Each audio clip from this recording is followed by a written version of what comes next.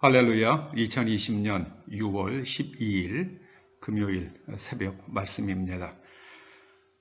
오늘 아침 본문은 요한복음 13장 34절과 35절 말씀입니다. 우리 함께 본문을 봉독하시겠습니다. 새 계명을 너희에게 주노니 서로 사랑하라. 내가 너희를 사랑한 것 같이 너희도 서로 사랑하라. 너희가 서로 사랑하면 이로써 모든 사람이 너희가 내 제자인 줄 알리라. 벽 속에 갇힌 도마뱀 이야기를 들어보신 적이 있을 겁니다.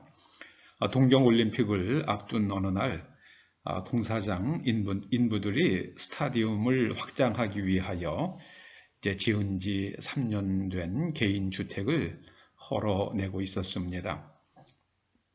지붕을 벗겨내던 인부들은 꼬리가 못에 박혀 움직이지 못하는 도마뱀 한 마리를 발견하게 됩니다.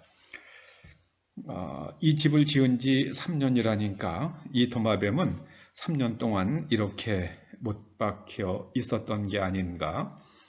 그런데 3년 동안 무엇을 먹고 살았을까?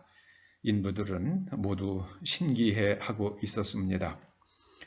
그때 마침 먹이를 입에 문 다른 도마뱀 한 마리가 나타났습니다.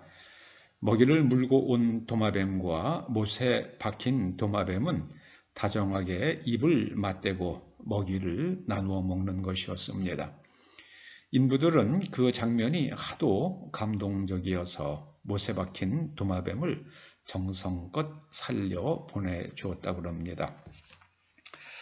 이 이야기는 1996년 4월호 주부 편지라는 작은 주간지에 올라와 있었던 글입니다. 도마뱀의 사랑이 다른 도마뱀을 구원했습니다. 그리고 꼬리가 못에 박혀서 움직일 수 없었던 도마뱀은 포기하지 않고 또 자기를 사랑하는 도마뱀이 있다는 것을 믿고 기다리며 그렇게 3년을 버틴 끝에 완전한 해방을 맞이하게 된 것입니다. 이 이야기는 우리들에게 참 많은 생각을 하게 합니다. 주님께서 우리들에게 서로 사랑하라고 말씀하셨습니다.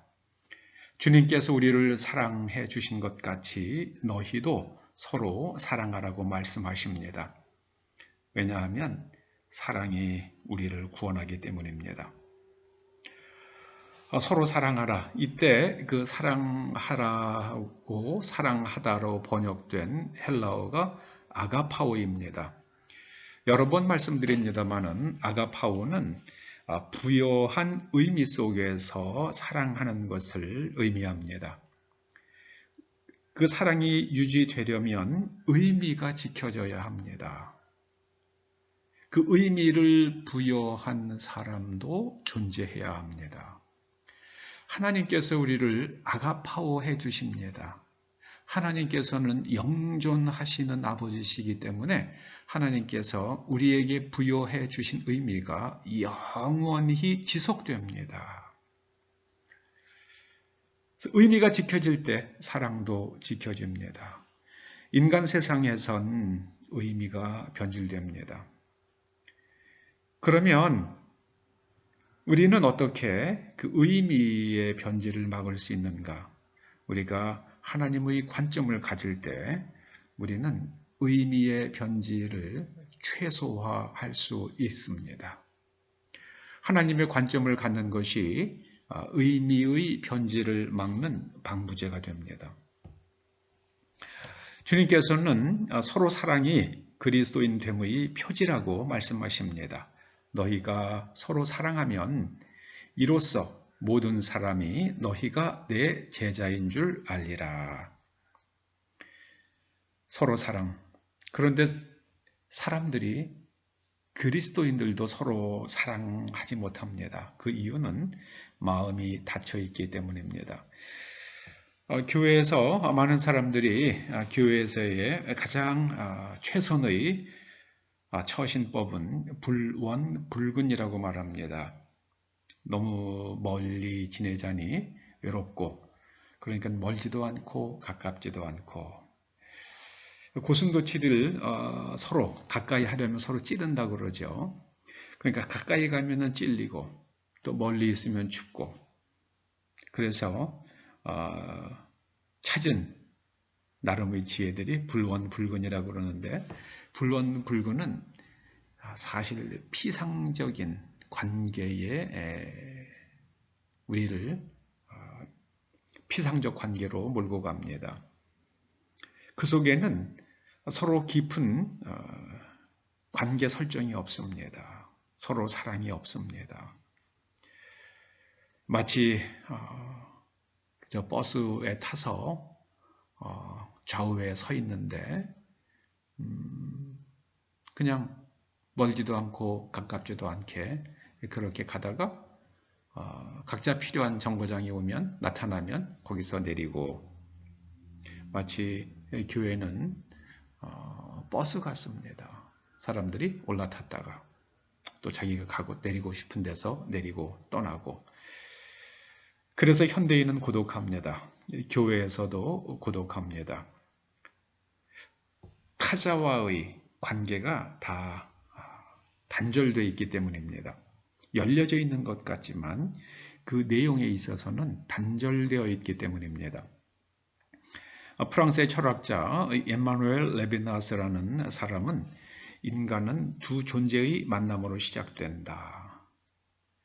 그래서 이 존재 속에서만, 이 만남 속에서만, 상호 관계 속에서만 인간은 고독을 극복할 수 있다고 말합니다. 공산주의자들은 사람을 철저히 물질로 봅니다. 그러니까는 그 사람에게 의미를 부여할 필요가 없습니다. 내 물질을 늘리거나 내 권력을 위한 도구일 따름입니다. 그들은 인간의 존엄성을 알지 못하고 인정하려고 하지도 않고 관심도 없습니다. 그것이 바로 공산주의와 기독교가 절대로 함께 갈 수 없는 이유입니다.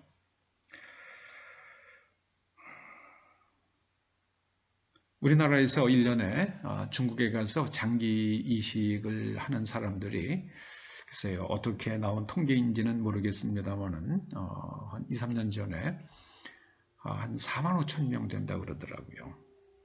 미국으로 치료를 받으러 가는 사람도 한 4만여 명 된다고 그러고요. 그 장기가 어디서 나오는지 도무지 모르겠습니다.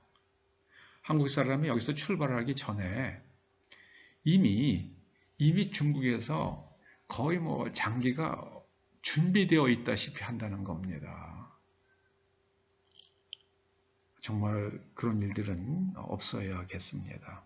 인간의 개인의 존엄성이 없어지면 그것은 인류의 멸망을 가져옵니다. 우리가 서로 사랑할 때 하나님께서 이 땅을 지켜주시고 보존해 주십니다. 창세기 6장도 보면 사람들이 철저하게 이 남자와 여자의 만남도 그저 쾌락을 위한 도구화로 끝나고 말지 않습니까? 그랬더니 하나님께서 세상을 물러다 쓸어버리셨죠. 이제 마지막 때가 되면 또 인간이 인간을 도구화하는 그런 세상이 올 것입니다. 지금 그런 세상이 이미 우리들의 코앞에까지 와 있습니다. 하나님께서 두 번째 심판은 불러하실 것 같습니다. 하나님께서 친히 만드시지, 그렇게 하시지 않으시더라도 인간은 인간이 만든 핵무기, 그것을 사용하면 그것이 바로 불의 심판이 되지 않을까 생각하는 면도 있습니다.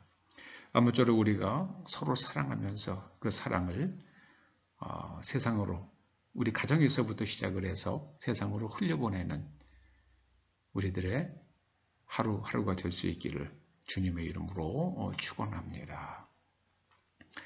주님께서 잡히시던 날 밤 제자들에게 너희가 서로 사랑하면 모든 사람이 너희가 내 제자인 줄 알리라 하셨습니다. 많은 사람들이 교회에서 불원불건의 좌표 설정을 가지고 신앙생활을 하다 또 훌쩍 떠나가기도 합니다. 아버지 하나님, 이제 초대교회는 정말 서로 사랑하는, 서로 부여한 의미 속에서 사랑하는 그 훈련을 해가는 그런 교회가 될 수 있도록 기름 부어주시고 하나님의 관점을 가질 수 있도록 은혜 내려 주시옵소서. 예수님의 이름으로 기도드립니다. 아멘.